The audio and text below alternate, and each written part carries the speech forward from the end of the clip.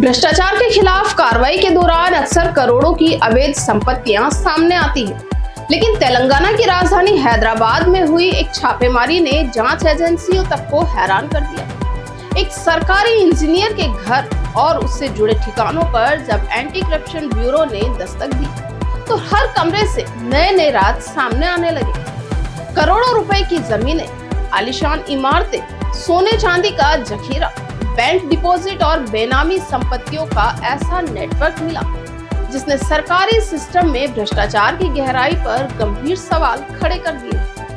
तेलंगाना में भ्रष्टाचार के खिलाफ चल रही बड़ी कार्रवाई के तहत हैदराबाद मेट्रोपॉलिटन डेवलपमेंट अथॉरिटी के मुख्य अभियंता बी रविंदर के खिलाफ एंटी करप्शन ब्यूरो ने आय से अधिक संपत्ति के मामले में कई ठिकानों पर एक साथ छापेमारी की।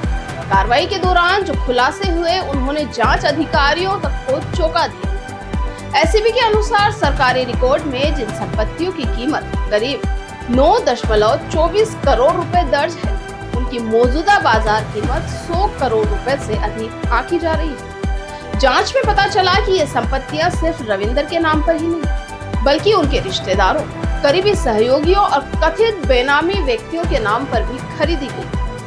छापेमारी के दौरान अधिकारियों ने बड़ी मात्रा में नकदी, सोना चांदी, बैंक निवेश और कई महत्वपूर्ण दस्तावेज जब्त किए। जांच एजेंसी को 3.82 लाख रुपए नगद, 45.5 लाख रुपए के बैंक डिपॉजिट और 1440 ग्राम सोना चांदी के आभूषण और कई कीमती संपत्तियों के दस्तावेज मिले। इसके अलावा हैदराबाद के कोंडापुर स्थित मस्जिद बांदा इलाके में एक आलीशान कमर्शियल और रिहायशी भवन की भी जांच दायरे में आया। कई प्लॉट, फ्लैट और निवेश से जुड़े दस्तावेज भी बरामद किए गए, जिनकी जांच जारी है। एसीबी का आरोप है कि बी रविंदर ने अपने सरकारी कार्यकाल के दौरान वैध आय की तुलना में कई गुना अधिक संपत्ति अर्जित की और उसे अलग अलग लोगों के नाम पर निवेश किया।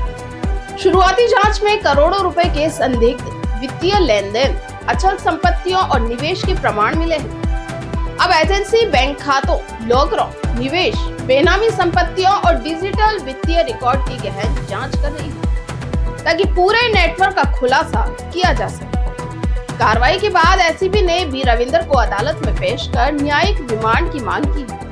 अधिकारियों का कहना है कि अभी जांच शुरुआती चरण में है और जब्त किए गए दस्तावेजों तथा डिजिटल साक्ष्यों की पड़ताल के बाद कई और बड़े खुलासे हो सकते हैं। जांच का दायरा अब उनके परिवार, सहयोगियों और कथित बेनामी निवेशकों तक भी बढ़ाया जा रहा है। ये मामला एक बार फिर सरकारी व्यवस्था में व्याप्त भ्रष्टाचार पर बड़ा सवाल खड़ा करता है। सबसे अहम सवाल ये है कि यदि एक सरकारी अधिकारी वर्षों तक इतनी बड़ी संपत्ति जुटाता रहा, तो संबंधित विभागों, निगरानी एजेंसियों और ऑडिट सिस्टम को इसकी भनक क्यों नहीं लगी? अब पूरे मामले पर सबकी नजरें टिकी है कि जांच आने के बाद किन नए चेहरों और कितने बड़े भ्रष्टाचार के नेटवर्क का खुलासा होगा।